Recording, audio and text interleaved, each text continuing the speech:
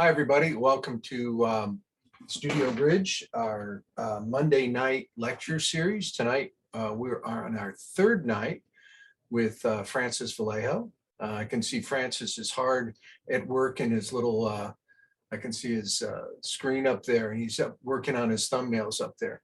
He's got to turn them in to see if we're going to approve one of them. Anyway, no, I'm excited about this night. Francis is going to be recording in progress. Whoops. Welcome, everybody. If you missed the don't worry first about it. You're good, John. Okay, good. All right. I just saw the recording part come up. Welcome. This is our third night with Francis Vallejo.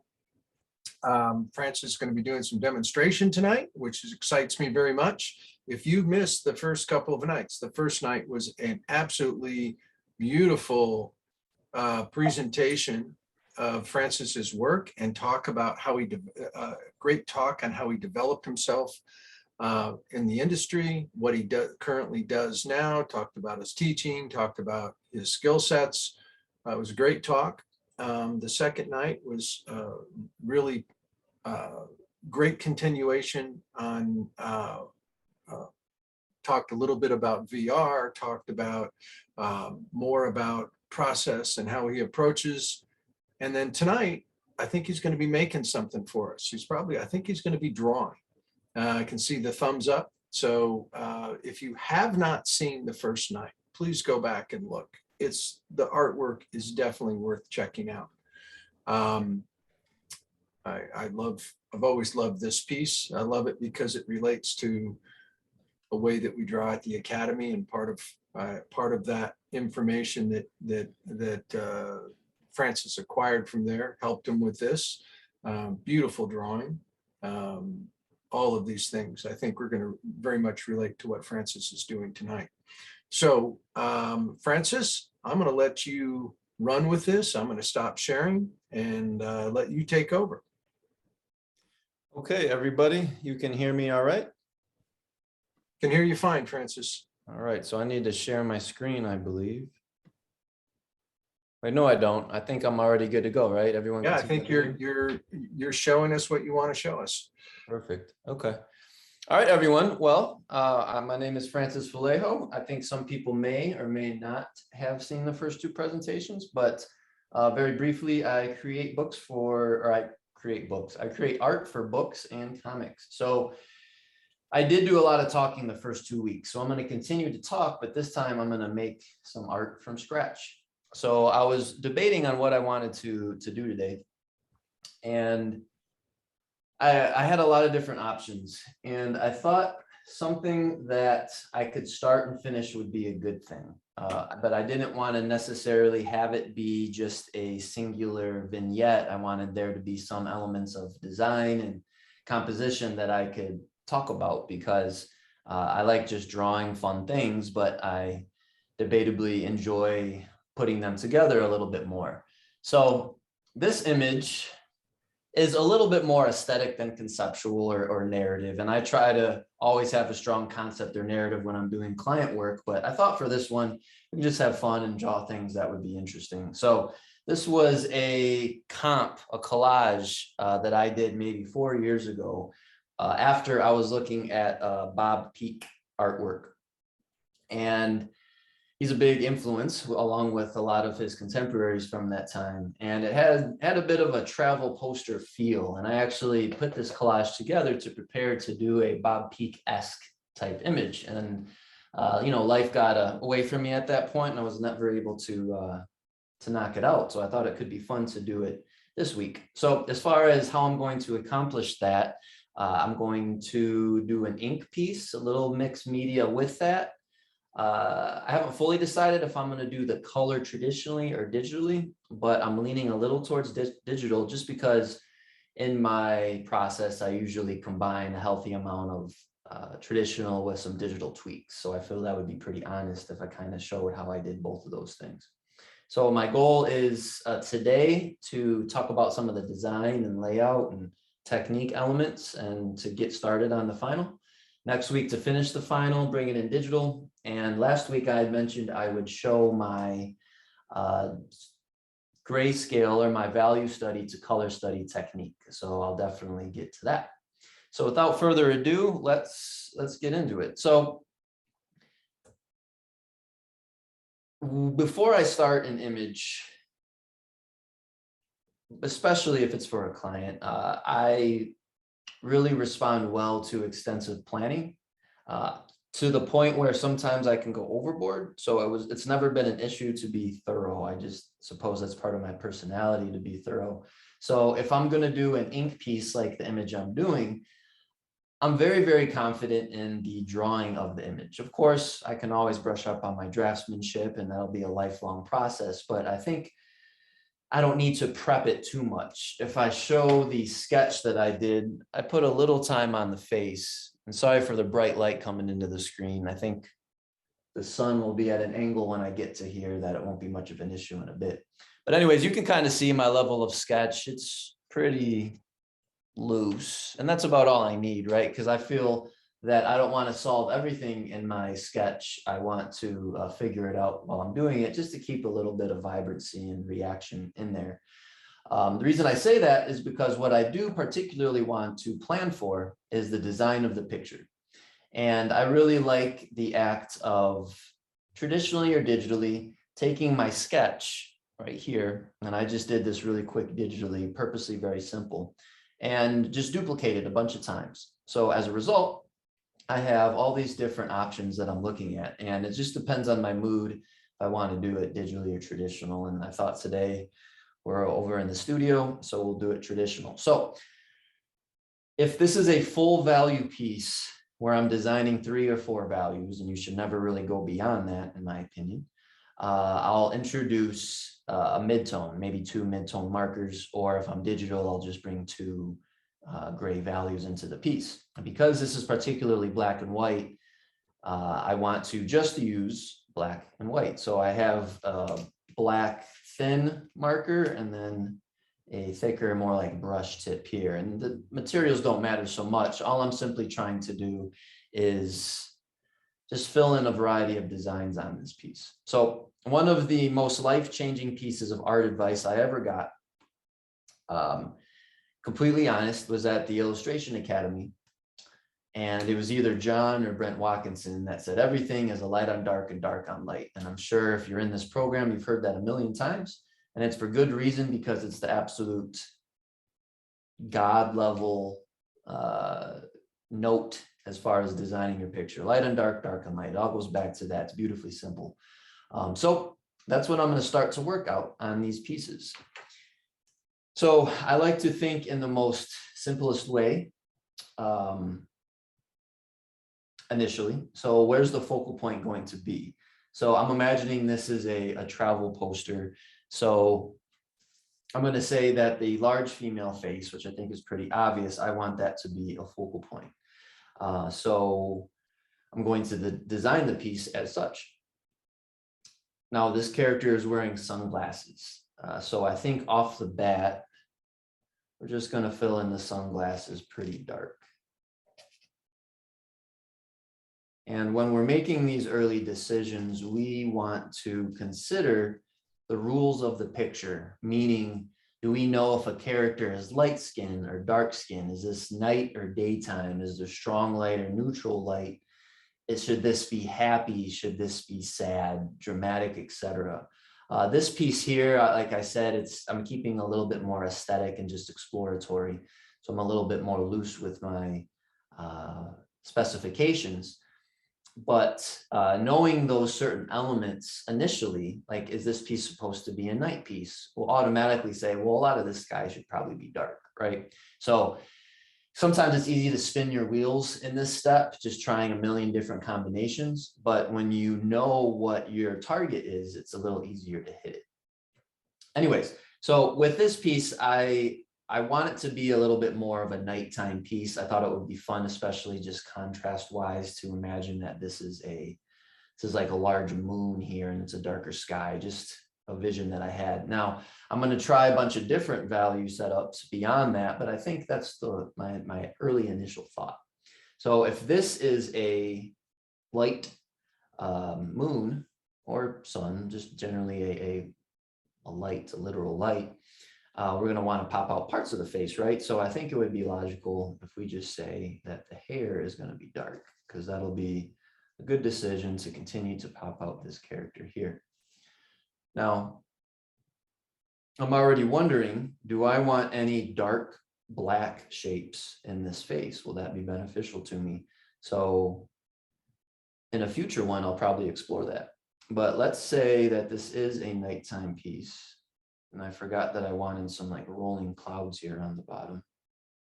Let's pop those in here just for an interesting little texture.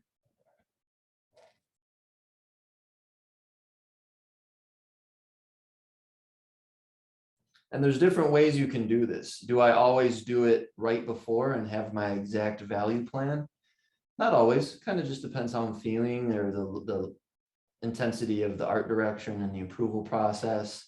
Sometimes I'll do what Mike Mignola does, and he will do all of his line work first without spotting any of his blacks or putting in his darks. And then he'll take tracing paper over his line work, and then we'll take a big, large marker and just start blocking in a bunch of different combinations. And I think that's a very legitimate and smart way to go about things also. So I'm looking at this piece here, and the face is reading. I think I'm just looking at the eyeballs. I am noticing right now the face is a light against a light against a light.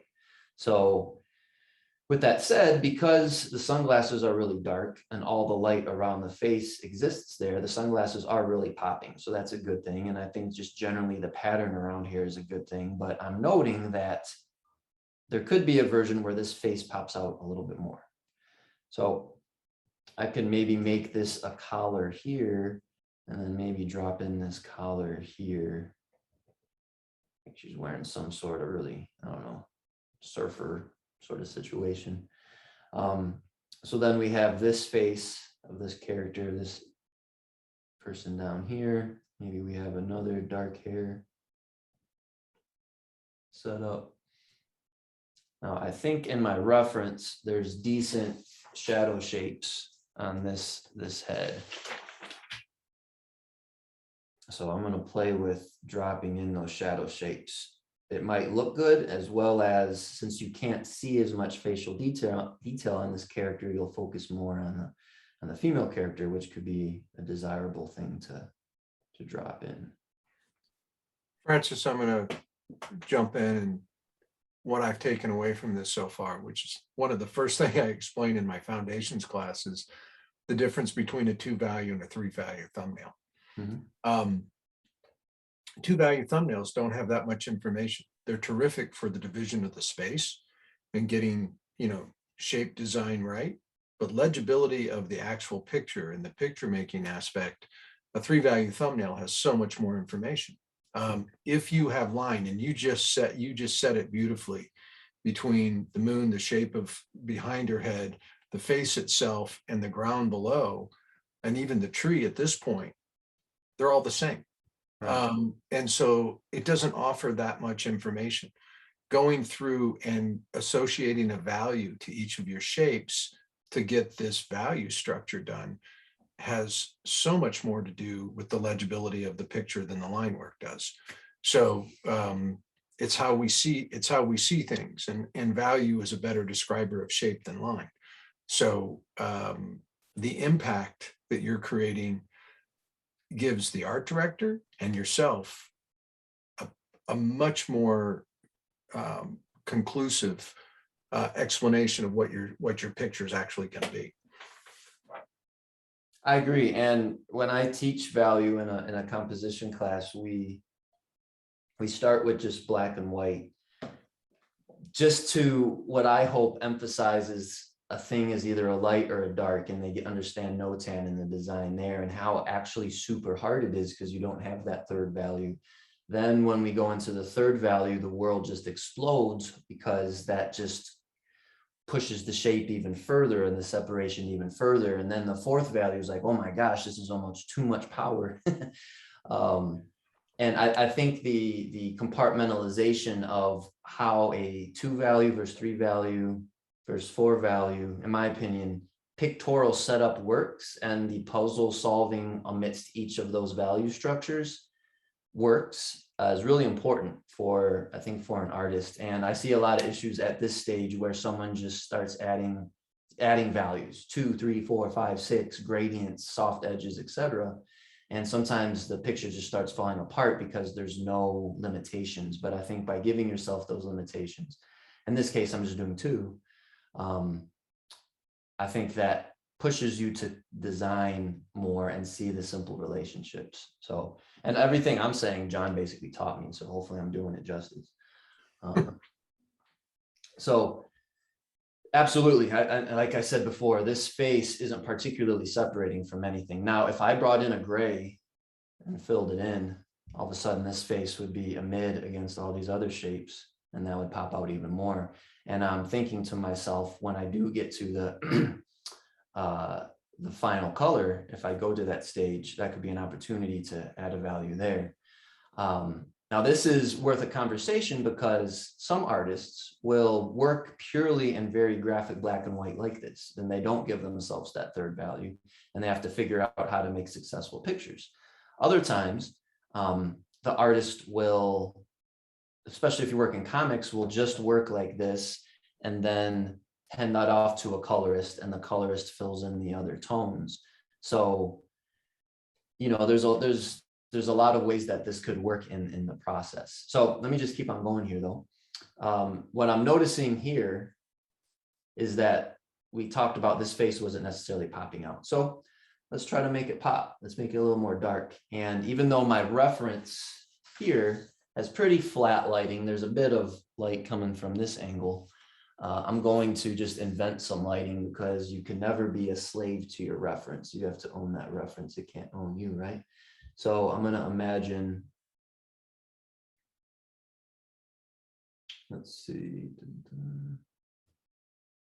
it's a big old shadow shape here. Now, as soon as as I drop this in, I'm going to notice that if I make the sunglasses black, that might be problematic because that's going to be a dark on a dark, right? So I might give myself a little artistic license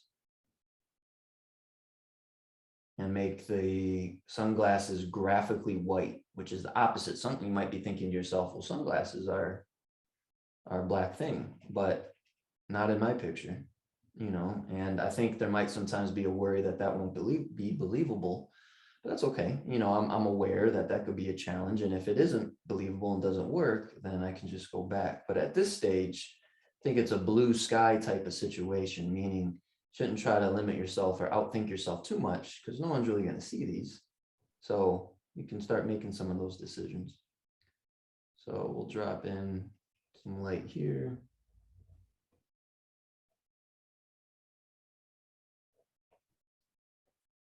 And it's even possible that as I do this, this could just be a good exercise to explore what these shapes could look like. So I might not actually use this dark shape here, but this is just a chance to explore it. And maybe I apply it in a mid-tone or something a little later on. And what I am noticing doing this is that because the light's coming from the left, that the right side of the face is in shadow. And that means that this surfer character here is being silhouetted really nicely, which is good to know, right? And I'm not sure if that was a smart move putting that stripe on there. I just wanted to introduce a little pattern. And again, no worries, you know, this is just exploring. We'll put in some shiny hair. So I think at minimum, this reads. Now, maybe some of these shapes are getting a little too complicated, but it definitely looks like a dark shape here. And so that could be a good thing. We're going to keep the sky, or I'm sorry, the circle shape, we're going to keep that a light. Now I got to decide, will it cause any problems if I make the sky dark here? And I don't think it will. So this is going to make it just a little bit more moody. I'm going to make that dark again. Now I'm already noting that if it's a dark sky, I can't avoid putting some really cool dot patterns of stars in it. I learned, particularly from looking at Mark English's work, that sometimes you don't need to go crazy and render a thing, but if you can activate it with a cool pattern, that sometimes is more efficient with your time and visually interesting. So the ability to put a flat sky in there and then some just dot stars, it's going to be hard to avoid that opportunity if I indeed keep the sky dark.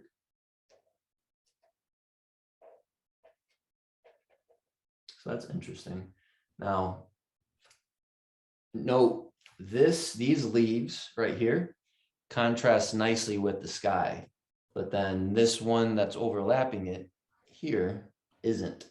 So with my excuse me, with my reference, I can just imagine maybe there's some sort of cast shadow situation. I could hit that right there. Oh, I like that. Maybe that's not the perfect shape yet, but what that's doing though, is all of a sudden this is a dark on a light. So you see what I'm saying? And I know everyone here knows this, but I just want to quadruple emphasize it that if something isn't reading, how can you push that contrast? How can you push that light and dark relationship? And I'm just working in the two values here, which is fun because I can only keep this white or I can make it black. And keeping things so stark like that, I like how simple that decision was. Let's throw black, boop, right? And then you just have to think as a designer, how can you make that pop? So this is interesting. We have then this fella over here in the corner. Trying to think how I might want to make this character pop out. What if we make the ground here a dark? All of a sudden that pops out the jaw. And then if we just make the hair dark here, that face will pop. Now, something about those relationships I don't like. I'm wondering, should I keep the water here completely minimal? So I'll tell you what's going on in my head. My instincts are telling me this is a fairly detailed picture. So on one hand, keeping the water negative and empty could be a good thing because the eye needs to rest somewhere. And I know I myself, I tend to make things pretty complicated. So keeping it simple could be good. I also know that I don't have to be completely literal to the ground here, or to the water rather, and I can change the shape a bit. So I'm uncomfortable by the fact that the head is so light here and it's not popping against any contrast. Just my instincts are saying not to put the dark shadow shapes in the eyes. So what if we just change the shape of the ground like that? We just bring this up a little bit now. Instead of just a straight, this has a little bit more of an arc like that. That's interesting. That really changes the design of the piece. Now it goes from thin to like opening up here. It really pushes the movement sort of like that. That's interesting. Just my instinct are telling me something else like that could be a nice angle to point towards this, right? You see how these darks are cascading all down towards this face here. It's kind of a good thing. So hopefully this is interesting for everybody. I know we're getting into the nuance of kind of this pictorial design here, but so hopefully you see how this picture reads versus this picture. I do think that this one, the face is popping a little bit more. So just for the sake of conversation, let's do one that's very different, just very different. I like to do that before I move forward. And honestly, for the sake of time, I'm not going to fill all these in, but if it was up to me and this wasn't a 2-hour presentation, I'd probably spend the whole 2 hours just exploring a lot of different ones of these. But anyways, so what would happen? Francis, would you say that this is like, even if you take more time doing this, this is where your time is most efficient in your picture design? Yes. I mean, this is when you invest time and going and trying another one, because you may come up with a better idea, may come up with a better design, and it's got more impact in my mind. It's got more impact than anything else you do. I agree, a million percent. I've had really kind comments saying people appreciate how daring, and I say that humbly, but some of my finishes are. And I got a long ways to go, and I could definitely push myself on my finishes. But every once in a while, I really hit it right, and things get pretty bold. I think the reason I'm able to do that is I don't have to worry about the picture reading when I'm going into the finish. I think if you still need to worry about your picture making and your mark making in your finish, your mark making might not be as bold because you're unsure if the mark you're making is the one your picture needs. Does that make sense? So say I didn't do all this, right? And I tell myself, well, I want to put clouds. Do I want to put clouds with line, the big dark shape? Are they light? Are they mid-tone? If I don't know, I might go, be real like, I don't know what's supposed to be here, right? But if you know this is a dark shaped cloud and it's going to be basically this shape, then you go in there with a lot of oomph, a lot of confidence, and that shows in the finish. So I agree, John, 100% that this point right here, after you have your thumbnail, your reference, and maybe even your tight sketch, this pictorial design here is what will allow your finish to be completed in much more confident marks with whatever tool, whether it's digital or traditional or whatever. So absolutely. So I'm looking at this one here, and I might do one or two more, and I'm noticing that for all of these, the tree shape has been a light. So I'm not going to hurt anything. What if I just make it a dark, you know? So I'm going to allow a little bit of light on the top of some of these forms so that it's obvious what this is, but I'm going to keep the bulk of it a dark shape. So we'll do that. And why am I doing this? Just because I don't have a sample of what that would look like. And I think just looking at everything at once and being able to see all my major shapes in a variety of designs, like if I'm doing something and it's almost always white, it's like, well, let's just knock one out. It'll take a minute and just make it dark, make it black. Why not? Let's take a second, and that might lead you down a puzzle of value solutions you might not have considered initially, you know, and that could be fun. So, okay, all of a sudden we have this as a dark shape here. Then I don't think I want the hair to be dark now, right? See how that happened? Because that would then you would lose this relationship here. So maybe that's a situation where I just put in a couple like pattern lines, but nothing too crazy so that those still separate. I think the face we'll keep the face light in this instance, and we'll put the glasses back as a dark shape here. And there's just another little reality I'll throw out here. If you're working in comics, you always have the opportunity to do 8 black and white little value studies like that. Many times you don't. If you're working on a cover, like a comic cover, you have a little bit more time. So you do as much exploration as the deadline allows, you know, and if you heard my lectures last week, I went out of my way to choose industries that do allow me to do a lot of exploration. So anyways, from a student, how do you keep your mark making and your expressive qualities of your images even as you reach your finals? How do you avoid tightening up your picture to such an extreme that it becomes a detriment? I think time, and I know that that's not super useful, but I think just the more successful pictures you get out, the more you believe that you're not going to ruin it at the end, and the more that you welcome the feeling of I'm going to ruin it. That's just going to happen. I'm not sure that ever goes away. I think the thought am I even an artist? You know, like, what am I doing here? You know, people call that imposter syndrome. I'm not sure that goes away either, but I think the confidence to know that, oh, this is that feeling I feel all the time. I've proven to myself, and I've done 30 pieces in a row or at least a lot in a row that turned out well. You're just like, okay. And that voice just kind of fades away. As well as if you have done your picture making problem solving here, then how are you going to ruin your finish? You might ruin some drawing or painting things, but who cares? You can just either do it again or fix it, especially if it's digital, easy peasy, right? No big deal. So I think just the confidence to welcome that uncertain thought and know it'll pass and go through it, and then know you planned appropriately, is a really great sequence of ideas to make sure that your finish has that loose quality to it. And just one other thing, just to answer that question.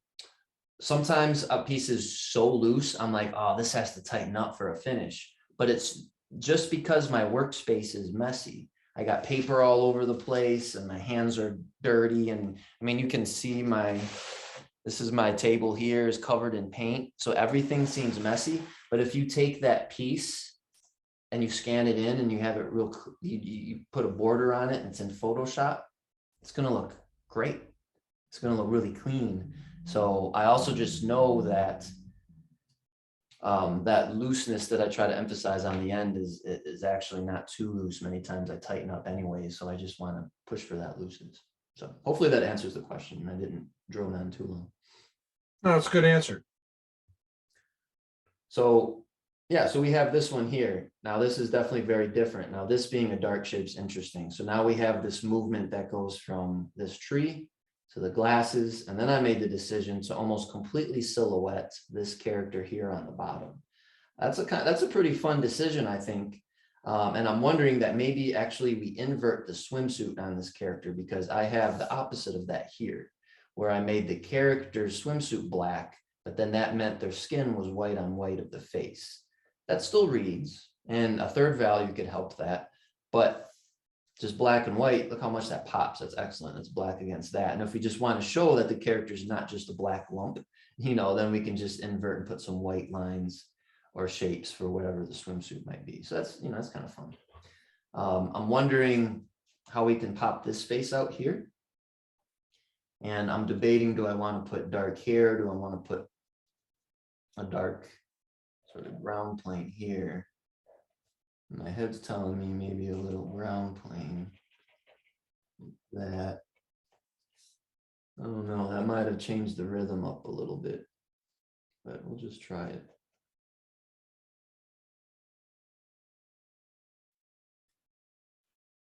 That's not bad. And then what if all this in the back, we purposely want it to be light?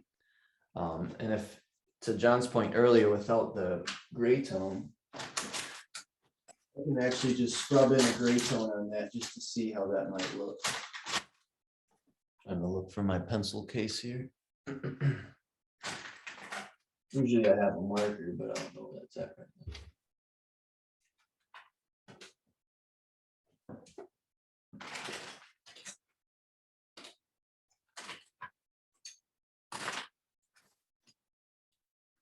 Here's just a charcoal.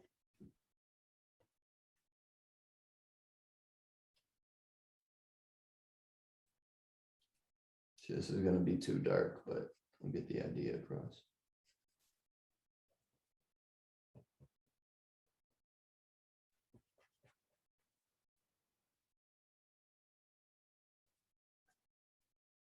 And we can bring this shadow that was on this one almost into this piece. So now this piece turns into this whole foreground shape, turns into a dark. So it's a mid and a dark up against the light. And we keep the entirety of the background as a light. That could be a pretty dramatic picture as well. So hopefully, I'm going to stop here, but hopefully that gives an idea of how you can continue to work up the picture. There could be one where okay, so what if all of a sudden you said that there was a reflection in the water like that, and all of a sudden this is a black shape, or maybe the reflection is too much and you just make the entirety of this black, right? We haven't even tried that. So that's how I would just keep going down the line, is just trying new things. There could be one where we break up the sky into more clouds, and that'll change up the rhythm of the piece. So here's more dark sky, you know, and then there's a light there. And maybe there could even be a situation where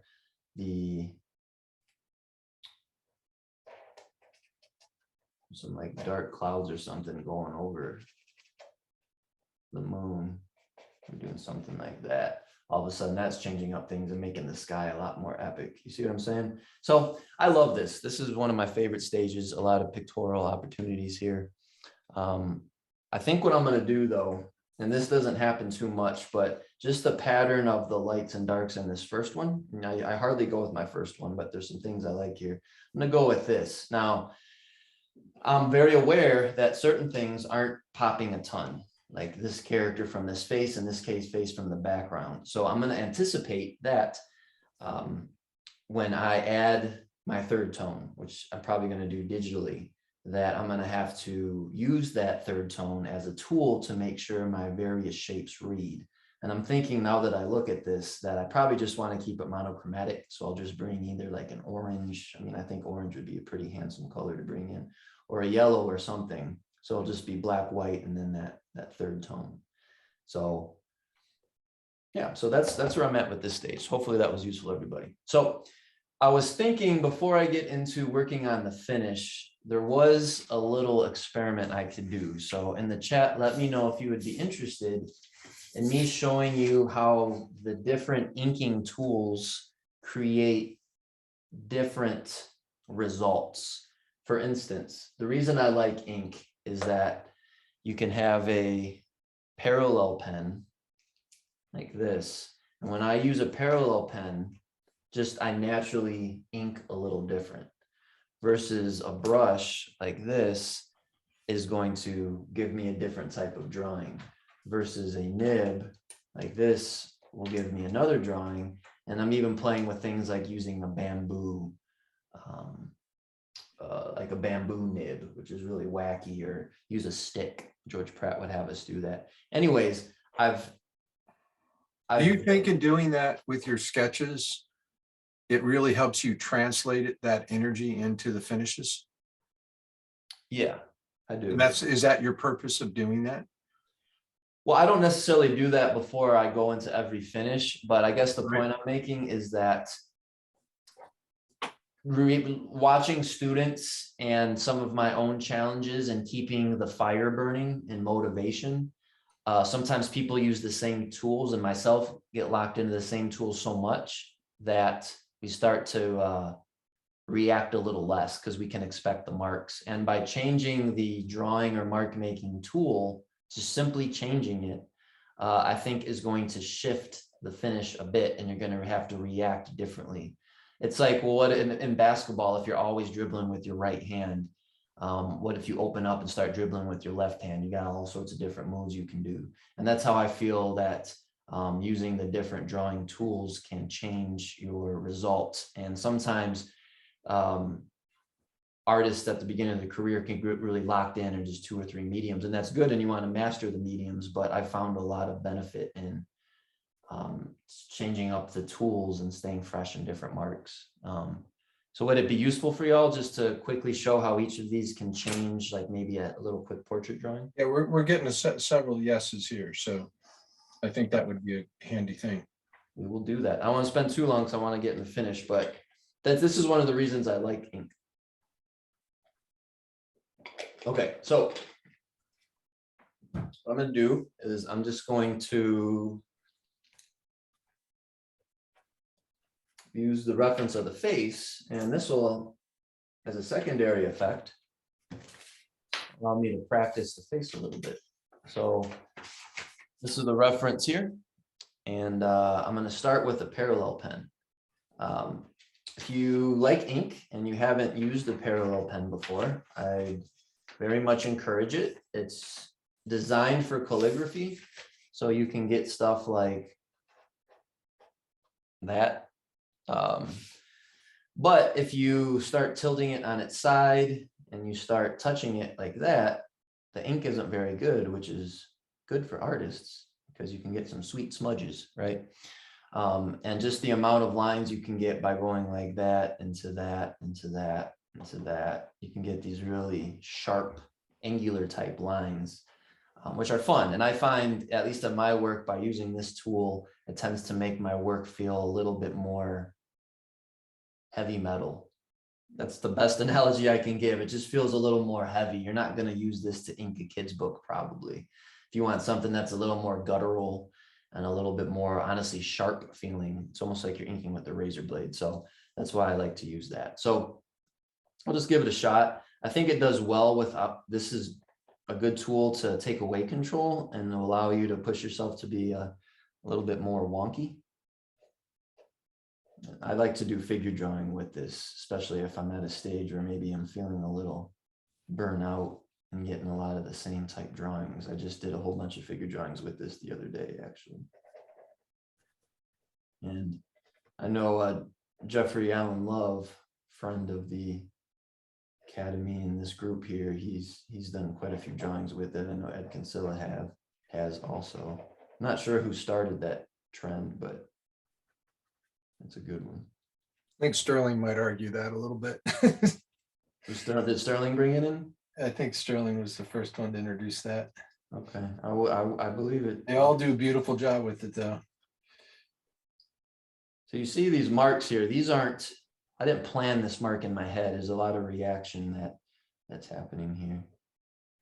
And I think it's good that when I smudge it, I'm not always sure what's going to happen to that smudge. And that is good. Forces you to just go with the flow sometimes.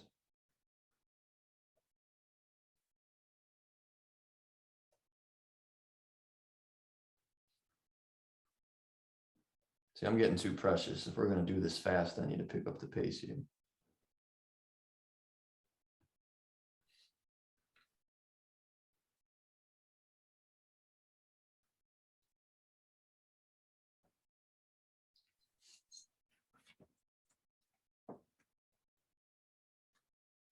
So to answer the question earlier, someone said about keeping the looseness in the final. I'll give you an example how I didn't do that. So the book that I showed you last week, the Anansi Boy book, when they agreed that I would do the ink drawings, in their head, they were hoping and expecting me to do my very loose inks, sort of like this. That was their expectations. And when I turned them in, they were much more controlled. And honestly, I'm proud of the inks I did, but I did tighten up. Why were they tighter? Because I was nervous. It's near the end of my deadline. And I tend to like my looser inks, but you know, I tightened up, you know, it happened. So I'm trying to get to the point where that doesn't happen as much.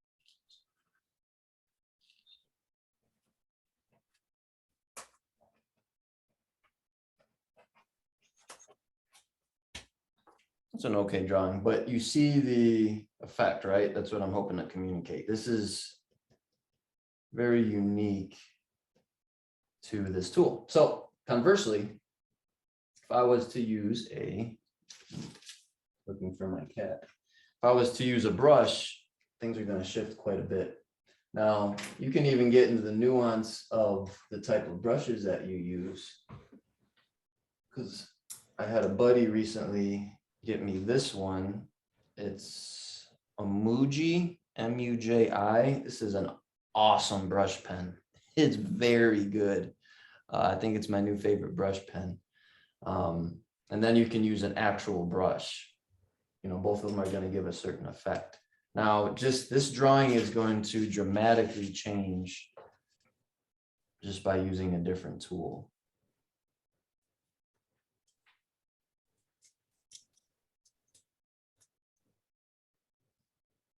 I have a question for you. It says, getting nervous and tightening up too much because of a deadline. Very relatable. How do you combat that?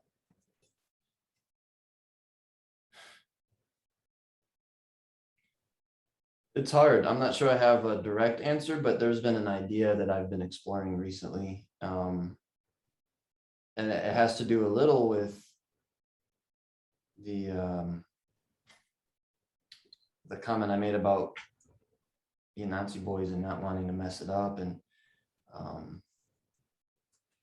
what I talked about last week with the artificial intelligence, and that, are you trying to make a perfect mark, or are you trying to make an honest mark? And it helped to read some of Harvey Dunn's teachings, where he talks about honest mark making and what's actually your priority as an artist. And someone like Robert Weaver explores that quite a bit. And I realized that some of my favorite artists have done a lot of drawings that I might not think are technically amazing. Some of them I've actually looked at them and said, well, I'm not sure that's a great drawing, but the emotion was there. And as I've gotten older, I've appreciated those drawings a lot. And you don't get to that point by being scared. You get to that point by just always emphasizing the honesty and the truth and the emotion in the drawing over the accuracy. And that tends to have a little bit of a loose quality, or at least a more confident quality to it. So just knowing that usually tightening up is the result of trying to make something accurate or right might take away the life that I most respect in art and that I'm always striving in art. So as I'm doing it, if you make a mark that isn't right, it's easy just to lose that confidence and start tightening up. But if you just maybe change that paradigm into, well, that was the truthful mark I could make at that moment, that's okay. That little error might actually be a good thing. And it's just a game you kind of have to play in your head a little bit. Hopefully that helps a bit, because that's something that I've been exploring a lot myself. So that's a great question. Francis, about the time that I was really,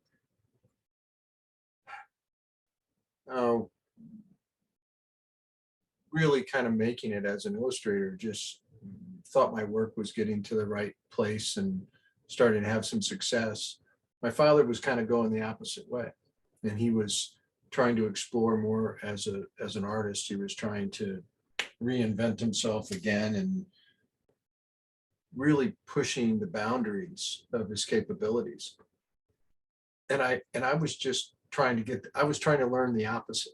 I was trying to acquire those skills. And I was watching him throw those skills out and was like, I thought he had lost his mind. I really did. I was thinking, what is he doing? He can do this, like the piece that you shared for the challenge, that style of representational, that period he did, that representational painting, figurative painting that he did so well. I was in love with that. And I was just saying, God, I wish I could do that. And then he just completely scrapped it one day and started, everything was a distortion. Everything was, deteriorate that skill set. And it was him going further. It was him going to the next thing. But it was really, he had done very controlled illustration work for years. And it was an exercise that was really painful for, he gave himself an exercise to paint 100 heads from memory. And he had a show of it. They were called 100 Small Paintings. I didn't know that. Cool. And he painted all these heads, from out of his head, just from memory. And some of them were just insane. I mean, they were all over the place, but it got him out of it of a very representational approach. And it was a great lesson later for me. I kind of figured out what he was doing, but at the time I really thought he was nuts. I mean, I just thought, why would anybody give up that ability that he had? And, it's still always like when he went back and put more drawing into things, because I think he did it so gracefully. Right. But he wandered from it a lot. And it was just part of, staying interested in part of growth. And it helped too that I shared a studio with George Pratt, and I would see him be fearless with his art, and he would mess it up and just laugh and just do it again. And I think sometimes that was a huge lesson. I tell that story all the time to my students, and I try to apply that to my own work, because if the piece you're working on isn't working, it's not like you failed. You can do it again, right? And I think there's this idea that you just got this one shot to do it, and then deadlines do happen. But what's better, to do the same piece at full confidence and bravura a couple times, or to do the piece once really slow, but to be real concerned and kind of scared while you're doing it, right? So, those are all sorts of, really good things to consider to keep that energy. Well, you had a good one to watch there. I always had fun watching George do a beautiful figure drawing and then obliterate it with wax and tar, whatever he was using, to see where else he could push it. Right. And you don't get there. You don't get to be able to do what he does without going through those steps and the willingness to fail. To Thing feel that I loved, George's attitude, like doing demos in front of people. It's like he never thought twice about working in front of a lot of people. He never got nervous about it. He would just he was confident enough with himself to say, well, if I fail, I fail. And, I got this work that I've done that can back it up. But he would try a new material in front of 200 people. It wouldn't bother him at all. So I'm not George Pratt, but I've done that a lot too. And I feel like that's just a good way to try something new, because you have to fake confidence. So there's been Right. a number of demos that I've never really tried a technique and done in front of my students. And it's been really cool, because I'd say about half the time I ruin it. But later I get the feedback from the students that watching me ruin a piece and then try to talk out and figure out how to solve it were their favorite demos. So that gave me confidence as an instructor, like, well, they don't care if I fail. Hopefully I got their trust, and now we're just going to figure out how to manage that failure, because it's impressive to see some amazing demos, but sometimes to see, artists that you look up to fail and talk about what's going through their head and how they solve that failure can be really good too. Yeah, I think that the most important thing to see from a demo is maybe what you just said, but it just verifies that it can be done. It's like, wow, that guy did that right in front of me. I watched Chris Payne fail miserably and then pull it out. His lift out technique that he was doing, and then he just went to pure opaque and painted the whole thing out, and just, it was really cool. And he was very proud that he got through it, because he thought he was in trouble.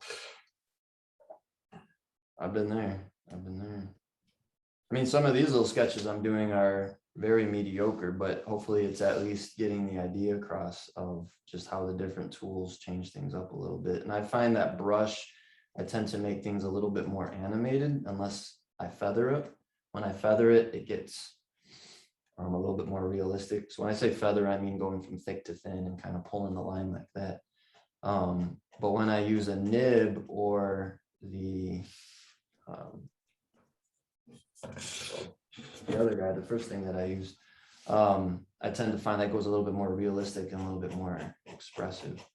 So just the point I want to make is that you changed your drawing tool a lot, especially when you're trying to find your method, because I think there's a drawing tool out there for everybody. And if you're good enough at drawing, you can make anything work, right? I mean, I've watched some of my heroes draw, which just almost challenge themselves to draw with their left hand and all these type of things like that, which I'm sure John's told that story. But just there might be a tool that works and clicks with your brain in the right way. And that's digital or traditional. You know, maybe there's a digital brush that just you haven't tried, that's just sitting out there that just captures edges in a way that you've been dying to get to, and just forces you to maybe work on your thicks and thins a little bit more. So I'm a big advocate of just trying the different tools and being aware of the marks that they make, as being, at least for me, as a hallmark of what I enjoy about art, is just trying those new things. Like I just cracked the code on how Warhol did his ink blots, and I've been goofing around with those a bunch. Actually, some students beat me to it because I did a couple demos of it. Then they took the technique and started to do some like patterns with it and did some really cool stuff. So Students. was happy Oh, for it. rob you blind, right? Well, I'm happy for it. Take everything I know. There's no secrets. Pass it forward. I agree. This was actually my favorite face. This, and you know why that could be? I haven't drawn today. I did a lot of preparing and I had a longer night last night. So I honestly think I'm just getting warmed up, which is good. And you guys got to watch me warm up. So hopefully, you know, you've seen some decent things. When you were doing like when you're doing comic work or even just in your figure drawing, do you spend time warming up? If I'm doing a final ink, yeah, for sure. I'll do some just some warm-up drawings. Because I think with ink especially, you kind of get that flick like that after some time. Like those are good marks, but if you start and do like too even marks like that, those are not good. So it's I think like warming up for any sport, it's the same sort of thing. And coincidentally, this pad here has my ink figure drawings, so I can just show those to you before I get into my final piece. I got a huge kick of watching, listening to Vanessa Del Rey talk about, you know, she'll draw for 10 hours a day. Right. And then she said, before I start really drawing to do my professional work, I warm up for like 40 minutes. Yeah. It's like, man, that's dedicated. Have you seen her new tattoo stuff? Just what she's posted. I haven't, not in depth, let's put it that way. It's pretty cool to see her take that bold mark making into her tattoo work. It's really, really cool. I mean, anything that involves drawing, she's gonna kill it. She's pretty stellar. So, you know, here's a few different faces. So, you know, hopefully that just was the point of trying the different tools. Now, I did say that I had some stuff in this drawing pad. So if there's anyone out there that does want to improve with ink, I had a very useful comment from Jason Sean Alexander, who's one of my favorites. Actually, if I love looking at his work. so you see, whoa, sorry, everybody. Oh, we're upside down. We'll get there. Don't get sick. So you see that piece here. So that's a Jason Sean Alexander Hellboy page.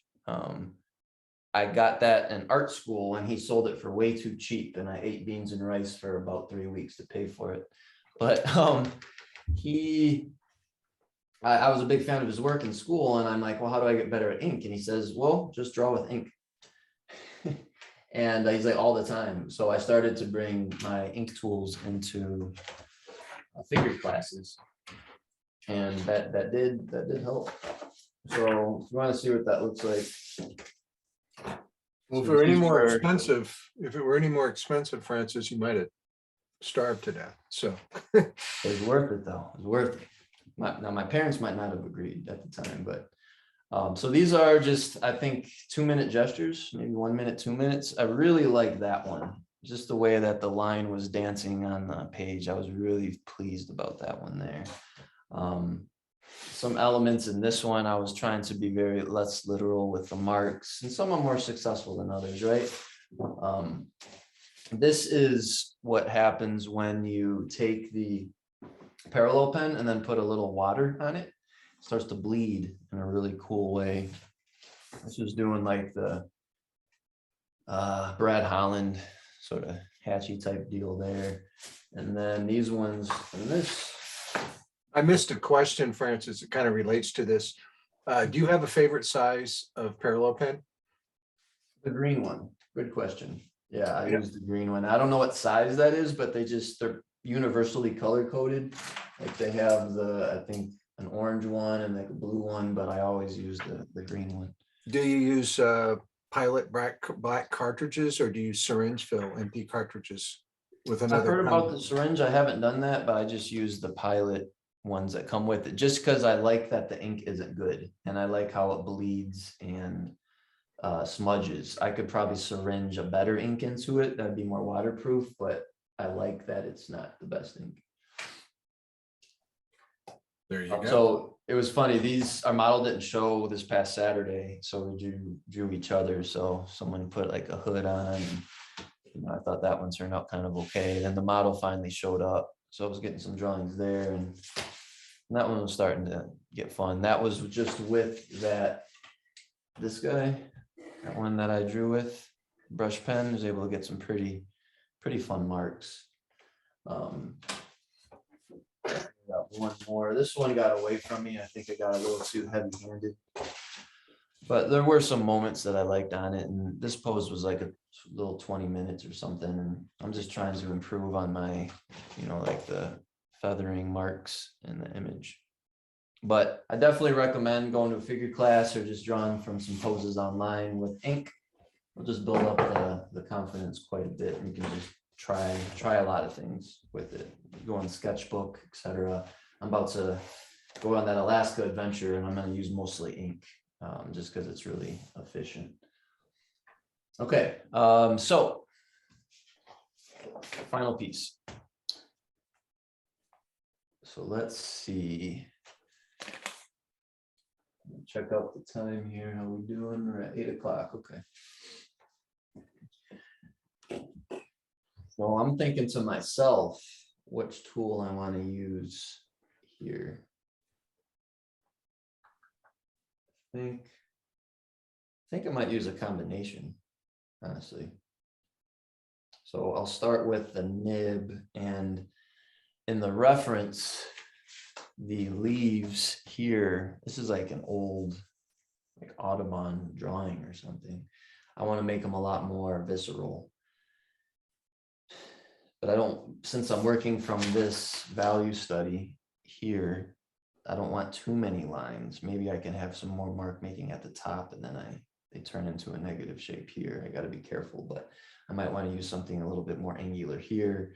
I know that the glasses are a very abstract shape in here, so probably I'm going to have a decent amount of control in the face, so it might be nice to contrast that with some really bold marks in the sunglasses. So I think that's just where I'm at now. So I'll probably mix up the tools a decent amount. I also know that the graphic shape in the sky can offer a lot of possibilities in how I drop those marks into it. And even cutting in with the razor blade and doing all sorts of stuff like that could be fun to play with. All right, so I get a drink of water here, and we're going to get into it. And again, if anyone has any questions, concerns, feel free to throw them in the chat. What kind of water do you drink? Fine Detroit water, but old house, so we got a big old house. I was gonna say the water in Michigan has been in question for a long time. Flint has been, yeah, but Detroit, we're surrounded by fresh water. We got some good water, I'll tell you what. Or maybe we don't, and I just draw because I got like mutant powers earlier. I don't know. All right, you can survive Detroit, you can survive anywhere. That's right. All right, let's see. So the ink that I'm using, usually I use a different ink, but I just ran out. So this is just Dick Blick Black Cat waterproof ink. It's fine. So I'm not a big ink aficionado. I can use most inks. You just always want to be aware if it's waterproof or not, because you don't want to throw some water on it, realize it's not waterproof. That could be frustrating. Or maybe that turns into the best ink drawing you've ever done. Who knows? All right.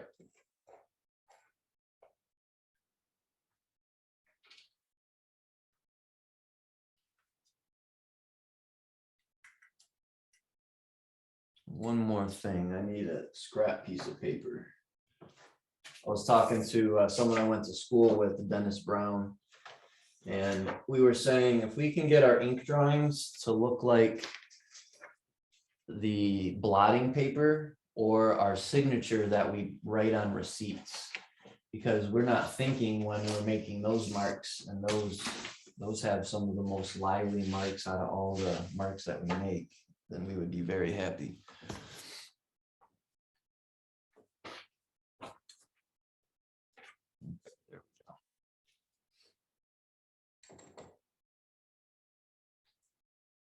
So just over on the side, scoot this over. Just want to make sure your tool is loaded appropriately.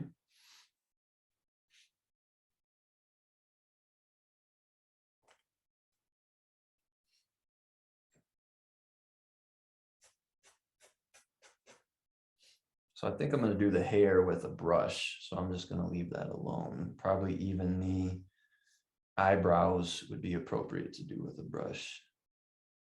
So.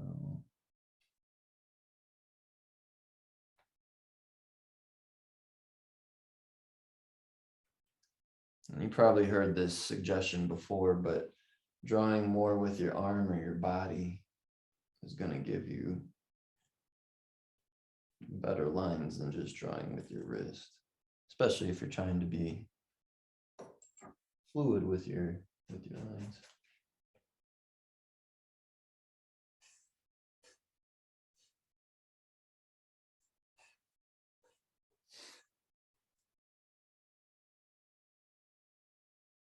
I remember the first time I did a serious ink drawing was at my first illustration academy. And I think it was at the end of the first week, and I did a very mediocre flat assignment. And at the same time, I would always overbook myself.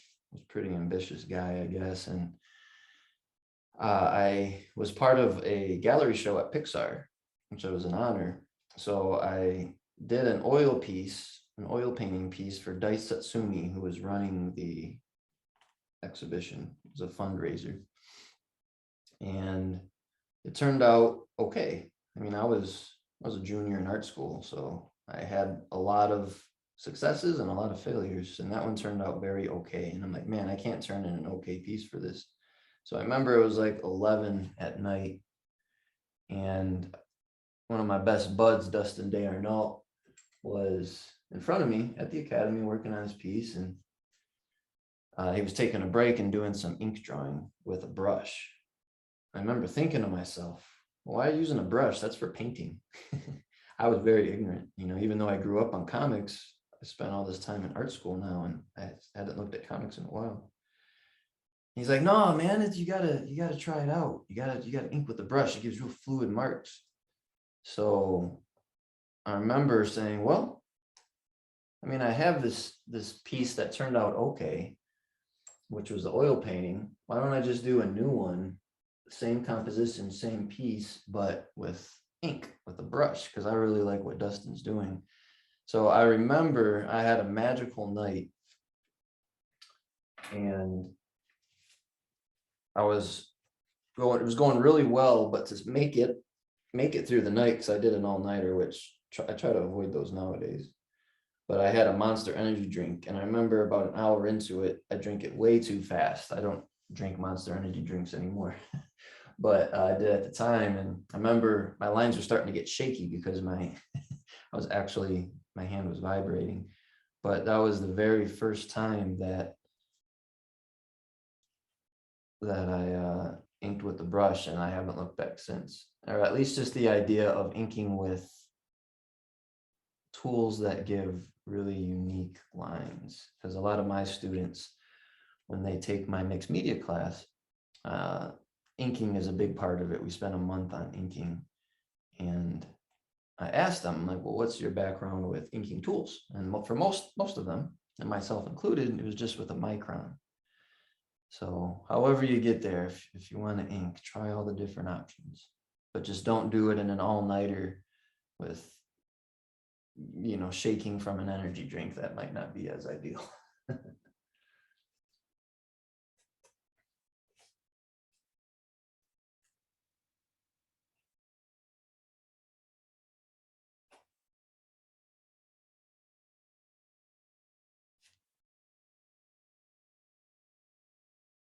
Sorry, I was muted.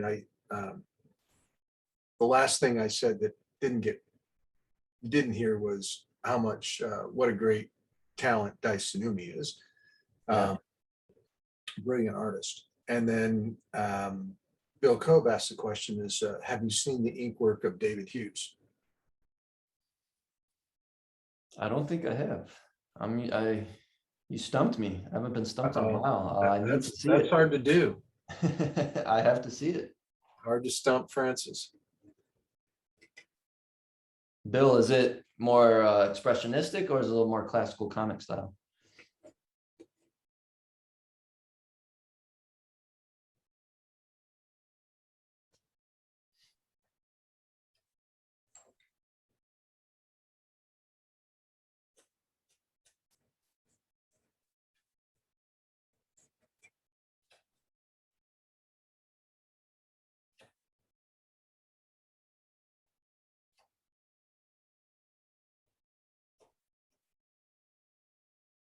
So something I'll mention is that I had a decent drawing under here, especially, for the eyes. Sometimes it's fun to not have any drawing at all. I know George Pratt, if you ever look at his sketches, I'm like, George, can you even call that a sketch? That's basically like just a couple scribbles. And that's fun to do sometimes. And that really causes you just to embrace the marks that that you get, because many times they're going to be unexpected. And that's a good way to build confidence too. So I did that more with this face. Like I mentioned, there's really not too much there. So I'm going to figure out some things as I go. And especially in comics, that's also a useful strategy,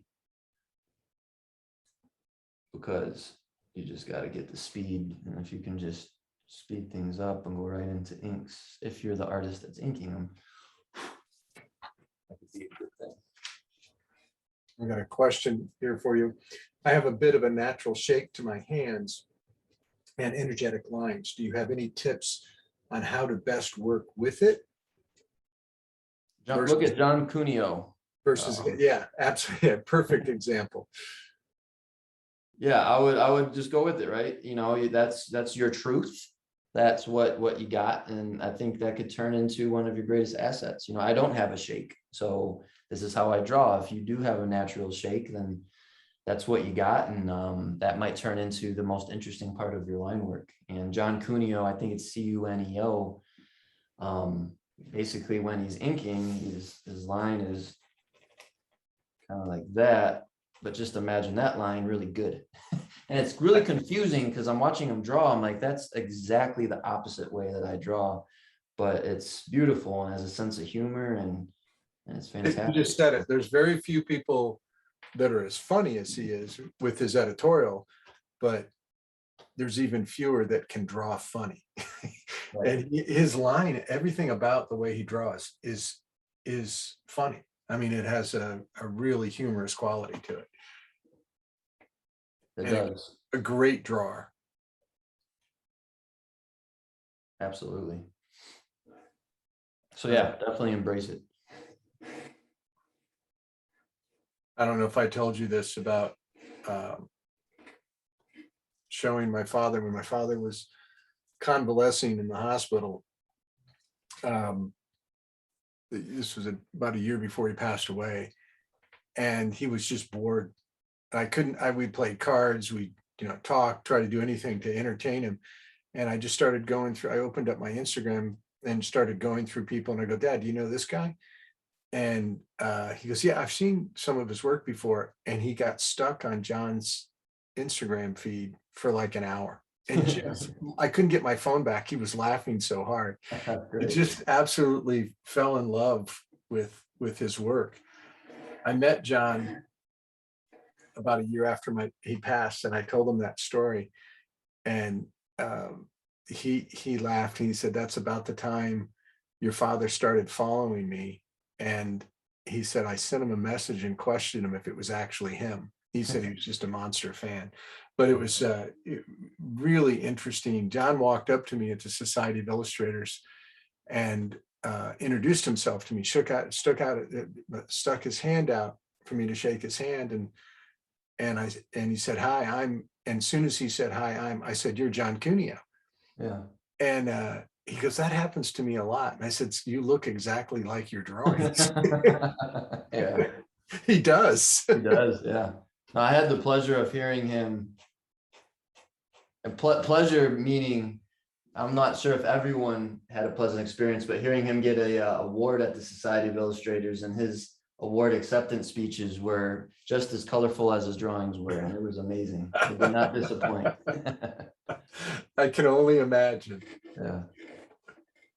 Yeah, he's great. I think all of us have certain attributes that are going to affect our drawing. Do we have a lot of patience? Do we have a little patience? Do we have a shake in our hand? Are we left-handed, right-handed? Like, so Paul Pope, one of my mentors, is left-handed. So he really likes to do his own lettering in his comics. So he learned to write backwards. Oh, wow. Which is pretty cool, so that he wouldn't smudge it, you know. So these are just all things that we have that I think result in interesting work, our own individual work. Yeah, things that help create your own voice.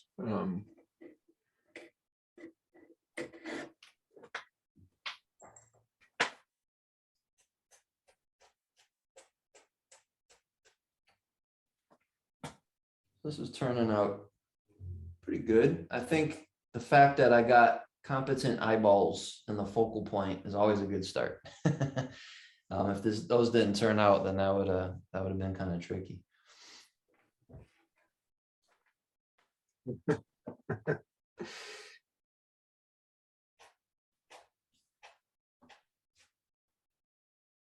And just because I've heard this question a few times from my students, I've been asked if I'm interested, and I've done digital inking, and I have done it.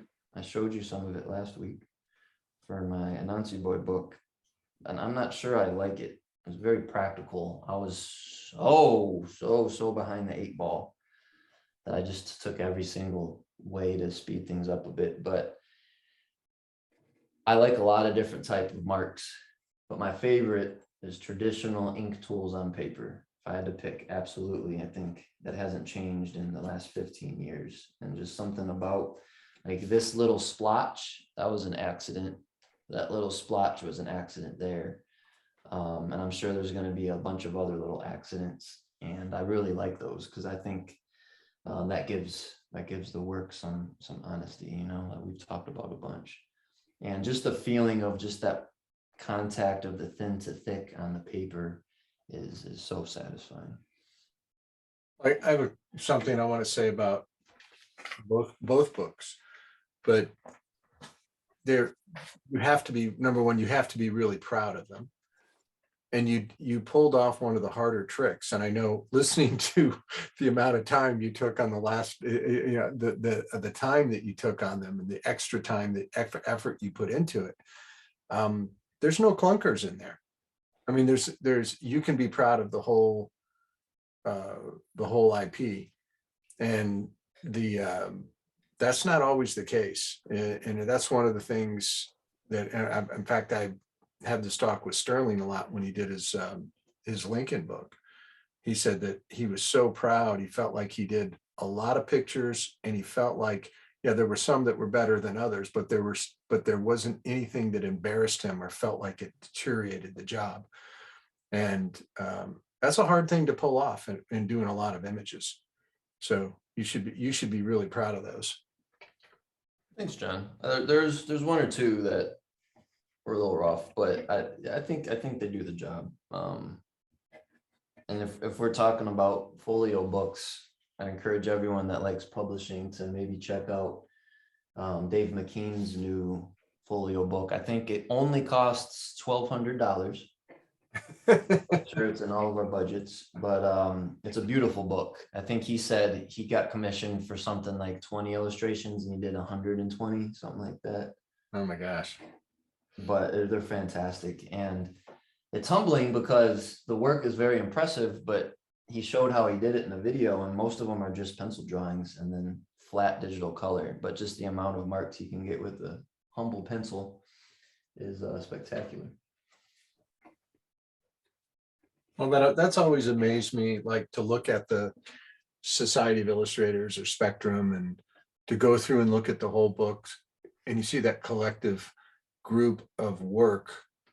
And again, there's some I like a lot better than others, but consistently it's really, really amazing work. And to imagine that these were all done under circumstances, under assignments, under deadlines, makes it even more impressive.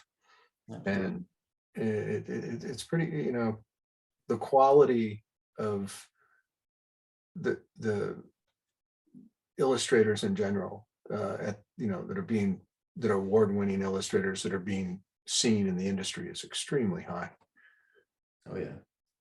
And I think that's the evolution of a draftsman, a draft person that I talk to a lot of students about, is that I'm really happy if you're able to do a 40-hour rendering, but the next evolution then is to develop an efficient shorthand that's just as impressive as that 40-hour rendering, but maybe in 2 hours that will allow you to have a life when you have deadlines, and you can just rely on that and it's still satisfying. So, you Yeah, know, or you can even meet your deadlines. right. So yeah, that's illustration, right? Art created under the circumstances. Yeah, that's Chris's definition. I love that. That's funny. Okay, so that's the lineage. So I first heard that from Don, and I'm sure Don heard that from Chris. So let's just Yeah, move through that's the through the ranks. that's Chris Payne all the way. Okay. I'm sure someone in here will do a demo for you at some point, and they'll probably say the same thing. Oh yeah. So now we're hitting brush on some marks, and these marks, just trying to make an interesting pattern that only a brush can make. Playing with feathering a little bit. And it's not in my interest to labor those marks too much. I just want to do some big bold marks, thick to thin. That's what a brush is good for.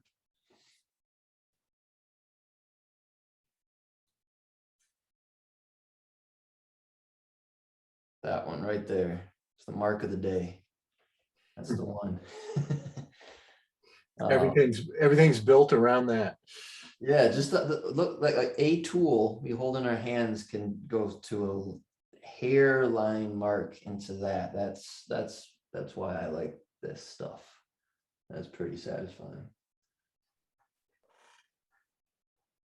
And I think this is a size 2. I know some inkers that will use a size 4 or 6. Just that means it's bigger. And there's a lot of pride in doing that amongst inkers, because you can get a line like twice as thick as that, so like that thick, but also if you have enough control, then you can still get the hairline lines.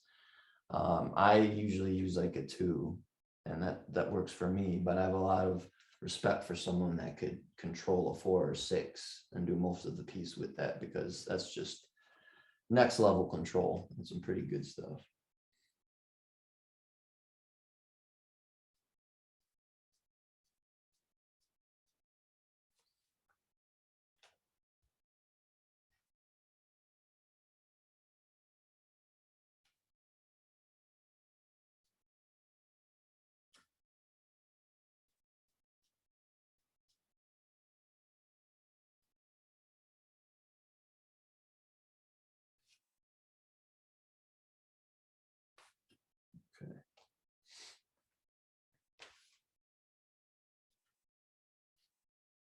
So we'll let that dry before I go on to other parts of the face. I think what I'm looking forward to the most is the marks and the glasses here. I think this might actually be a decent time to do that. Okay. So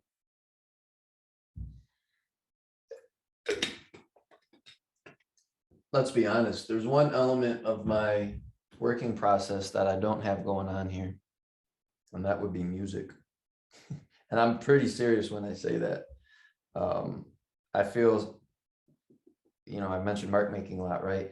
That I really try to absorb the bounce in the music. Some artists want to have their art smell like something. Some artists want to have their art sound like something. And I think although those are really abstract ideas, I think that they're really worthwhile in trying to figure out your work. So I don't really listen to podcasts or audiobooks when I work, and some people do, and that's great, but I always listen to music. So I'm about to get into my most important part of the piece, or not important part, but the marks and the sunglasses I'm pretty pumped up for.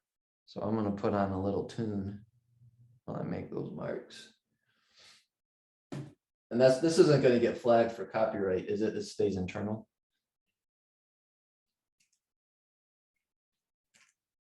John? That's more of a Timmy question than me, but I think you're Okay, okay. let's hear it. What are we playing? I was just going to play some music for a second in the back while I make these marks here. Is that going to cause any copyright concerns? It could. I'll headphone it then. I'll headphone it. Okay, yeah. But just pretend that you're hearing, I'm listening to this artist called Bad Bunny. I know it's very commercial. Oh, you're liking Bad Bunny? I just Lord, started. it's in my blood, man. Yeah, I've been playing like Latin hit pop during the day. Yeah. It's my ultimate focus music. See that if you guys want to take your drawing to the next level, throw on some Hispanic, sort of hip hop or pop music. It's good stuff. I'm sure that's what you listen to, right, John? Yeah, all the time. All right, here we go. John's a major Bad Bunny fan. I'm sure. All right, so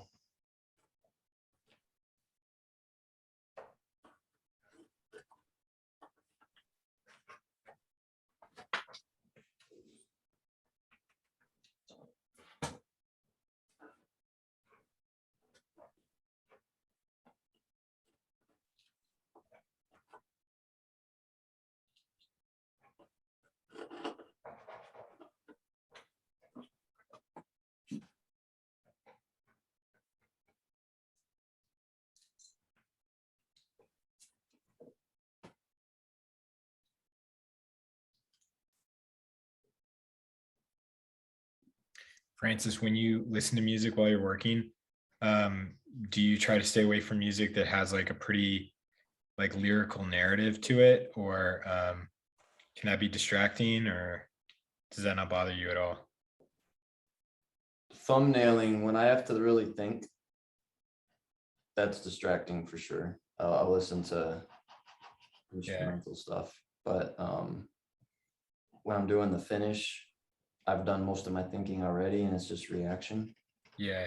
And I will listen to a lot of lyrical stuff. Doesn't matter as much, but yeah, when I'm in the early stages, it's usually just like instrumentals or something. Mm-hmm. Yeah, like I have stages of music I listen to. I will listen to music in another language if I can, if I'm really trying to focus. But mostly still hip hop and pop music. And then if it's just get stuff done, no focus needed, I'll listen to like Jay-Z, For sure. Yeah, I start to feel weird if I haven't listened to some of my music in the day, and I find I consider myself pretty privileged that I've chosen a profession where I can just jam out, and that's encouraged. Like even my figure sessions, I've had students say, man, I wasn't expecting the music to be so good. I'm like, come on, you can't have figure sessions and not good tunes. I might have got that from George. He's always got a very curated playlist from his figure sessions. If you like Cat Stevens. Touche. I was gonna be It's heavy on the cat. A lot of Yusuf. That's right.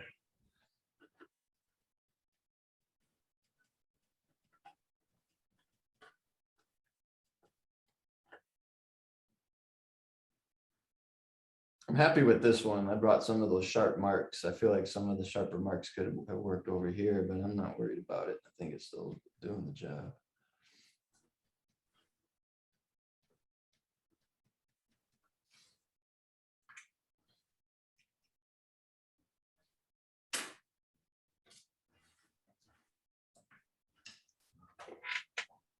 Where'd my brush go? There it is.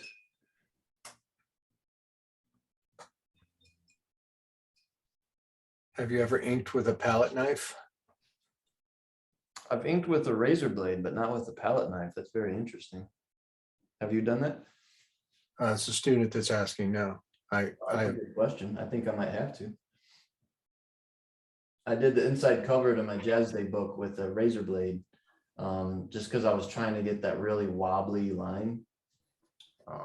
And it worked, but it's a little too heavy metal for an inside of a kid's book, but it gave me the effect that I wanted, I suppose.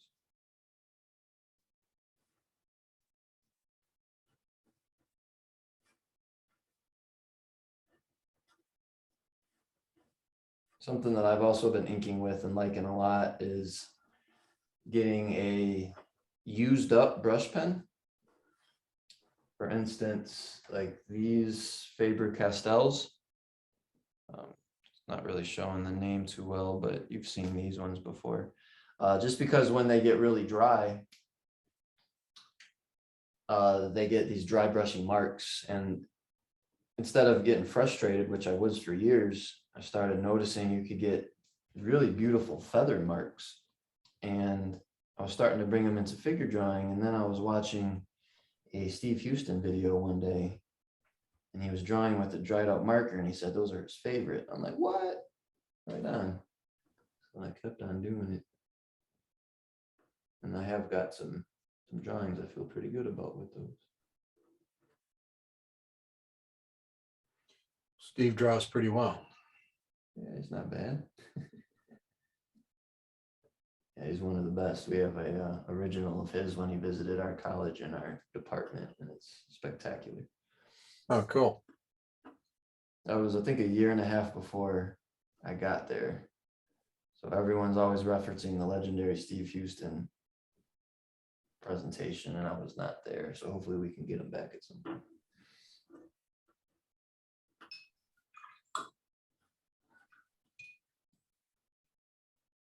So everyone's getting a pretty warped angle of this drawing. Maybe I can tilt it to make it a little more accurate, but it's getting there. It's getting there. I think, looking at the time, I want to play with the top of these flowers up here, or not flowers, like the palms rather. And I want to do that with the parallel pen. Kind of knew that immediately. I think it just makes sense to the type of marks I want for this. Just a little bit more free. All right.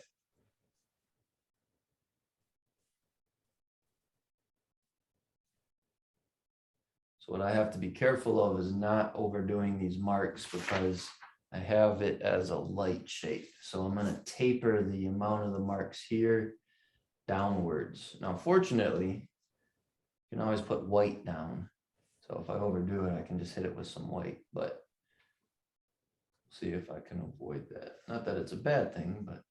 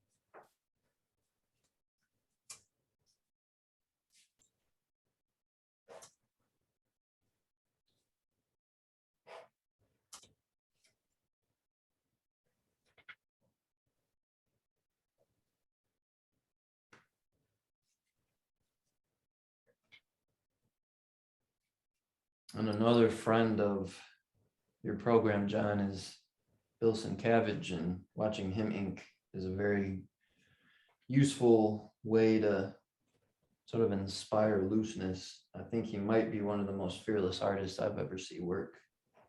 He's always on the edge. It seems like, I'm not sure he thinks this, but watching him seems like he's always on the edge of completely losing his piece. And he just has a miraculous ability to balance that and still get his picture to read and to keep the liveliness there. It's quite a sight to see.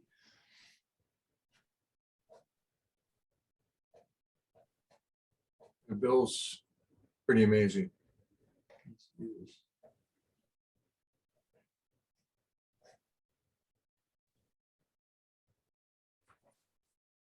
I'm not sure if folks here are familiar with Tim Sale, but I should. Yeah. And Tim, rest in peace, recently passed away, but Bill had a pretty powerful story about that situation. And if you're not familiar with Tim Sale's work, I definitely encourage you to take a look. I grew up with his work in the Batman series. But anyways, apparently Tim made a comment that if he passes, he's not going to be able to see Bill's sort of memorial art, because Bill tends to do drawings when people that affect him pass, he does a drawing of them. So anyways, that got to Bill, I think, through Tim's letterer or someone close to Tim that works on his comics. And they reached out to Bill if he could do one of his drawings before Tim passed, because Tim wasn't doing too hot, and he did. And Tim's seen the drawing before he passed, and that's pretty powerful stuff. I imagine that was quite a experience for Bill to go through that. But I'm happy that Tim got to get that drawing before. I'm sure that was a good thing for him.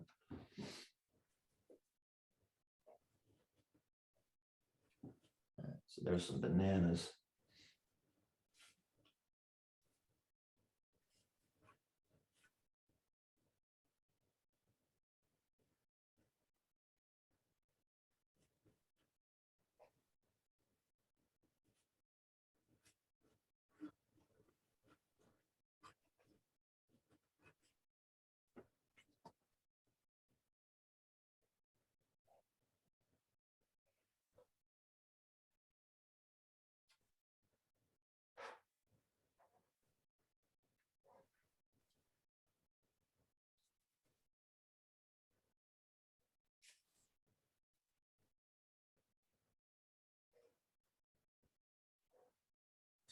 Really glad you showed the thumbnail as it relates to this, Francis. I've gotten in the habit, or obviously the academy hasn't happened, but I do it in my foundations class, that whenever I do a picture, even a drawing for like a head drawing, I'll do a thumbnail to show my thumbnail before I do the drawing as my demonstration.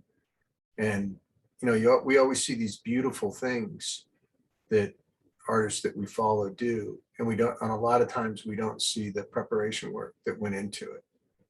And so it's really great to see the process that you put down, even as something that is dependent on the energy that you're putting into this.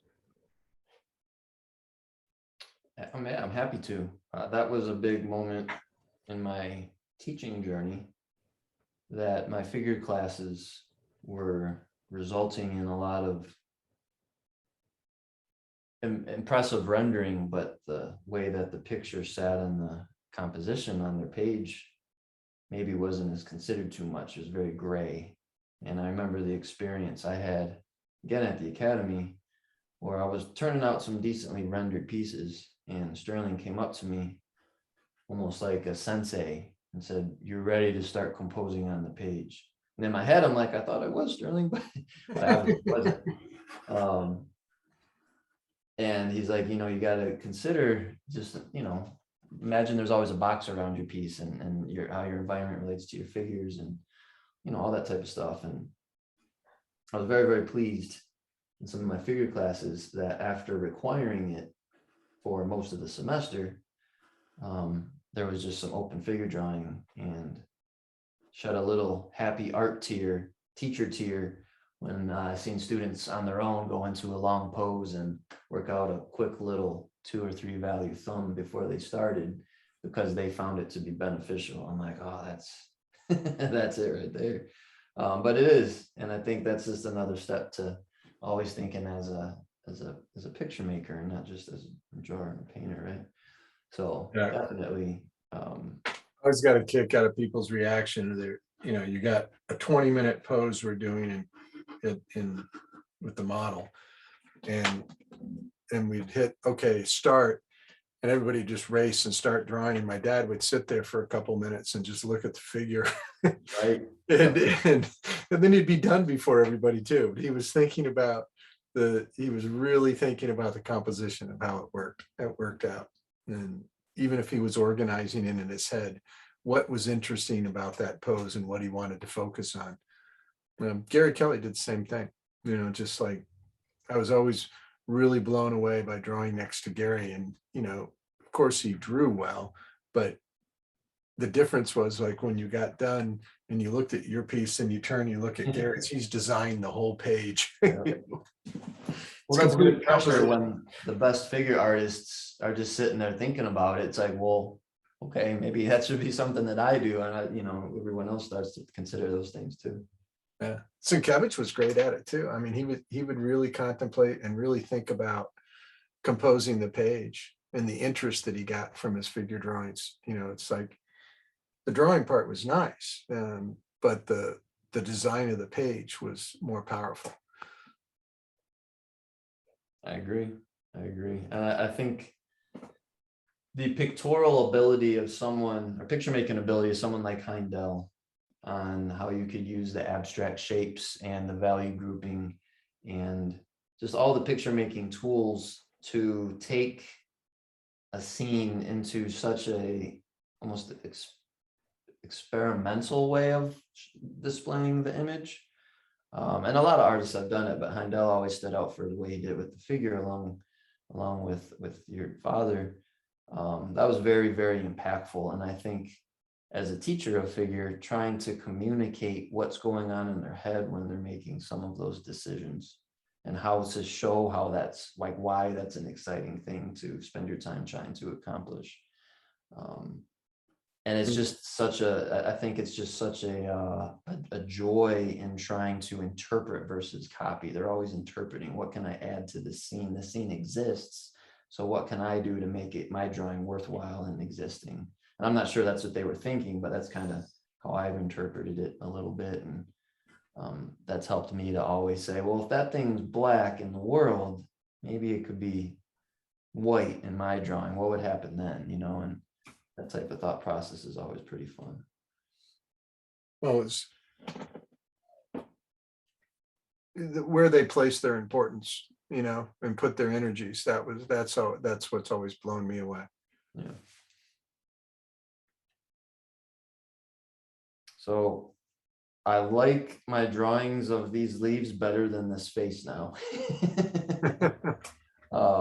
Probably because I wasn't thinking as hard, right? These are just abstract shapes and I was going for it. And I think that's the journey we're all on, to get these marks in things we care about, which this face. And maybe the move was to start around here, get those marks going and just dance right in the face. And I'm not trying necessarily to be really like hard on myself or anything. I think I'm going to pull this face out and it'll look just fine. But just kind of communicating that that happened. But I am pretty pleased with these marks. If you put a little crop on here, I'd be very excited about just some of the thicks and thins and some of the smudges and whatnot that happened there. So while you're working by yourself, are you just constantly assessing things like that? Are you constantly like trying to articulate what you like about it, what you don't like about it? I think so. I think representational artists and abstract artists are no different, in the sense that every mark has the opportunity to be interesting or not. And whether it's from just my time studying art and making art, or I just have a certain taste level, visual literacy, whatever you want to call it. I think we can all put like any abstract mark or line down and tell if we like it or not. And maybe if you're thinking you can't, then that could be a really exciting road to go down, is figuring out what marks you react to versus other ones. So yeah, I do think so. Like I could go through, and especially because I'm a teacher, I guess, but I can go through and put little squares all over this image and tell you the marks that I do and I don't like. Like right now, this little area is bothering the hell out of me. So at some point I might go in there and wait it out and give it another shot. I like some of these marks. I think those are a little plain. I like the energy in here quite a bit. I think this is some of my worst marks right here. And that's because I overworked it. So I might redo that again. But all these are really exciting too. And I'm sure everyone has a different opinion on that because we all have different tastes, right? But for sure, I think definitely there's a critic trying to evaluate everything. All right, so looking at the time again, I think I have enough time I'm gonna try to knock out this head over here. So we're gonna bring back the nib. We're gonna do that head. So let me tilt the camera a bit. There we go. And here's another thing that I've noticed emotionally speaking when I'm doing my inks is that this is pretty impactful, but many times it takes a while to get the whole picture blocked in like that. And it's easy to get worried or nervous if in just the line stage, which is mostly what this is. I did put dark here, but at this stage, if we don't feel the pieces singing and as successful as we want it to be, it's easy to get hard on ourselves. But I usually find that in the last 10, 15 minutes of the piece is when you can throw the splatter and the big dark marks and bring some white in to fix some things. That's when the piece all comes together.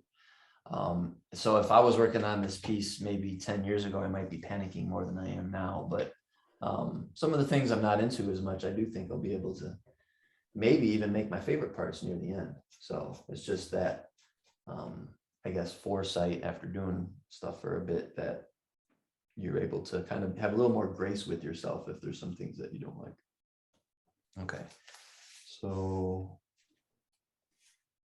let's do this fella over here. And what's kind of fun with this head is this reference very blurry. Sometimes that's frustrating, but I think in this case, since this is a secondary character, I can be a little bit more interpretive with how I handle it.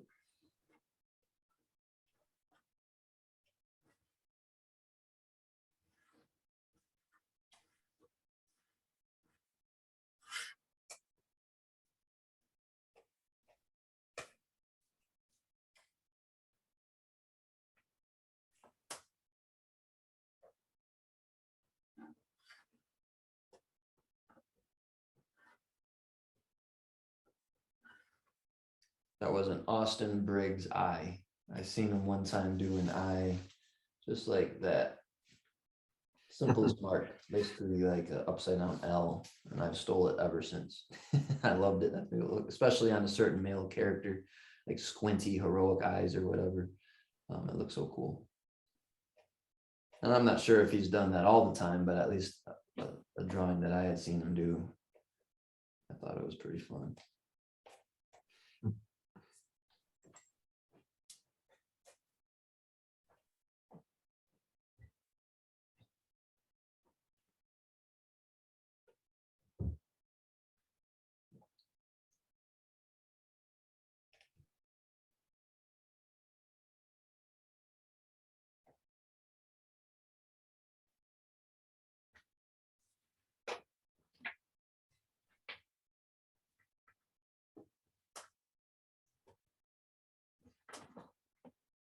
Just gave this fella quite a strong chin here.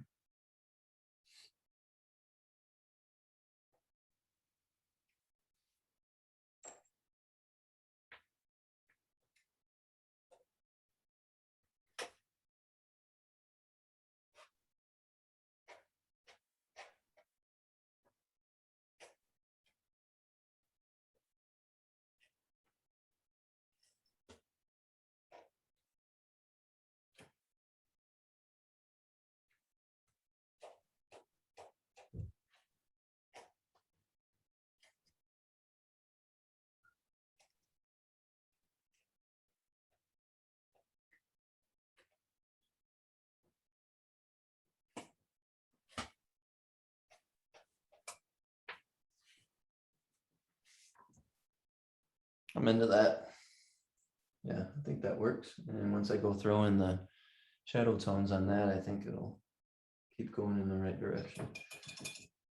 Let's see. Let me draw the border on this thing too, so that I know where I'm working towards. I'm gonna ask people if you have any questions. We have about 10 minutes left. And if you have any questions you want to get to tonight, please ask.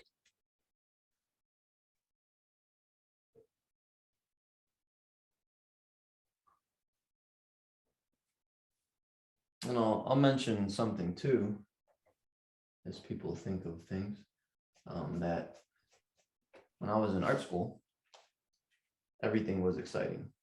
Color, mixed media, collage, sculpture. And sometimes, I'm not trying to sell you on ink, promise, but what I did find was pretty fun about ink was that just you limit yourself, you take away all those other elements. I mean, you can throw collage and all those, you can do ink on sculpture, you know, but just having black and white and seeing what you can do with that, it gave me a lot of peace sometimes, because I would overdo wanting to experiment and get crazy with all these other toys. And if I ever felt that that was overwhelming me a little bit, just getting some ink and black and white and trying to make a successful image always set me straight. And I think that's why I keep coming back to ink too. And just, it's just really pure. It's pretty direct approach.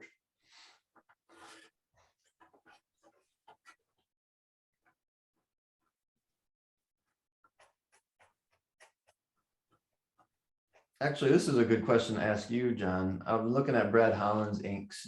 Did he do that with a rapidograph or with a nib? Do you know? I have no idea. Okay. I did watch him draw at the academy, but he was drawing with graphite. Oh, really? Okay. Very interesting. This kind of blew me away about watching Brad draw. Bill might know more about that. Maybe he can answer that. But we sat down and I was really interested to watch him draw the figure. And George reacted the same way. It was completely the opposite of what I was expecting. Huh.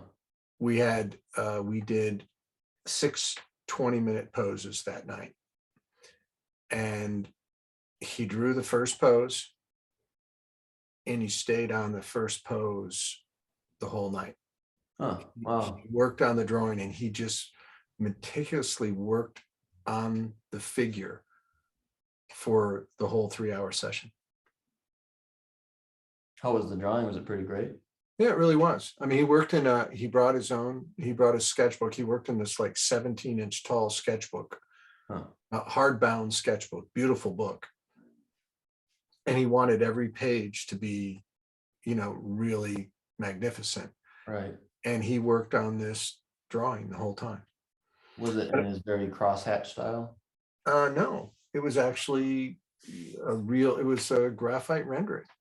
Oh, right. Okay. Interesting. Yeah, I wouldn't have expected that either. No, I thought he would, do a lot of different drawings. George would have got bored after 15 minutes. Right. And then you see, like Francis Livingston, my God, he draws the figure so beautifully. And he just never shows it. He's, Right. he mostly doing landscape or cityscape. Sure. But man, he just crushes these figures out. You know who I miss seeing doing some figures is Doug Chayka. His figures were some of my favorites. Yeah, very immediate. Yep. Takes the Sharpie drawings into just these linear, still beautifully designed drawings. Yeah. And somebody who, when you see his work now, it's all, it's almost all photo collage. Right. And he's probably the best at it. Yeah, very good at it. Where's Doug at these days? I was tracking him and he was moving all over the place for a while. Is he overseas? I think he's back. Well, I'm not sure. He told me at the beginning at the beginning of the year, he was going to come back to the States. He was in Germany all last year. He got stuck in Germany with COVID. He went back to visit Nicola's family, and they got stuck there. Oh, no. And he found a way to sublet, and somebody took their place in Jersey, and they stayed for a year. And then he wanted his son to finish school, this whatever, it was like, grade school at this particular school. And so they went back and stayed there for like another year. And I think he was just coming back right about now. Okay. I'll reach out to him because I want him to do a month in here real badly. He's phenomenal. Great. Oh, yeah. Yeah, hopefully everyone's familiar with Doug Chayka. He's the ultimate editorial artist. And for me to know his journey from being mentored by Mark and all the type of work he's done, it's been very exciting. Very smart artist too. Yeah. All right, everyone. Well, looking at the time, I think we're getting kind of close. And also some of the marks I might want to make over here, it'd be a little easier because I've been working under the camera the whole time. So I might just do those once the camera's off so I can have more of my arm. But I can pull back the camera though and see things a little bit more all at once, I suppose. So this is where the piece is at. I think I'm probably going to white out this jaw and some here and then tackle that again. I think that'll help there. But particularly like this head and some of the marks here, I'm feeling pretty good about. So next week when we come back, I feel like a podcast host. But next week when we come back, it should really start to come together because that's when all the big dark shapes and some splatter and all that razzle dazzle will happen. So today we really just worked on the infrastructure of the piece and the design, and hopefully we had some good conversations about mark making too. So I appreciate everybody's attention, and next week is the grand finale. So thanks for joining the journey so far. And well, I very much appreciate you starting from the beginning, showing reference, showing what inspired you. We did a talk with Thomas Blackshear as a guest speaker in our illustration program at VAT just a week or two ago. And Tom showed all of these inspirations that ended up being these, some of them Western paintings, some of them illustrations, but they were inspirations of pictures that he got a vision or he saw something that inspired him. And it was amazing. Some of the things that inspired him, like a line drawing that he made a painting out of that was, two figures, just the association of two figures standing next to each other inspired him to move forward with the painting. And I love that you go back and show, your inspiration, talk about your influences, the artists that you're thinking about. I really got a kick out of the Austin Briggs eye. yeah. And it shows your interest in illustration history and how deep of a dive you've taken to develop your craft. So I don't see any other questions. Bill Cobb showed an example of a Brad Holland and said, who knows? He said, but it looked like, where is that? I lost it here. I would say a nib is what Bill said. That's what I thought too. Yeah. Okay. Yeah. Well, Well, we stand on the shoulder of giants, so just looking at good art's a big part of what we do. all right. Well, you have a lot of people that be standing on your shoulders. Francis, thank you so much, everybody. Great night. I look forward to seeing this come together next week or to see where you take it. And thank you, everybody. Have a great week. All right. Take care, everyone. Bye.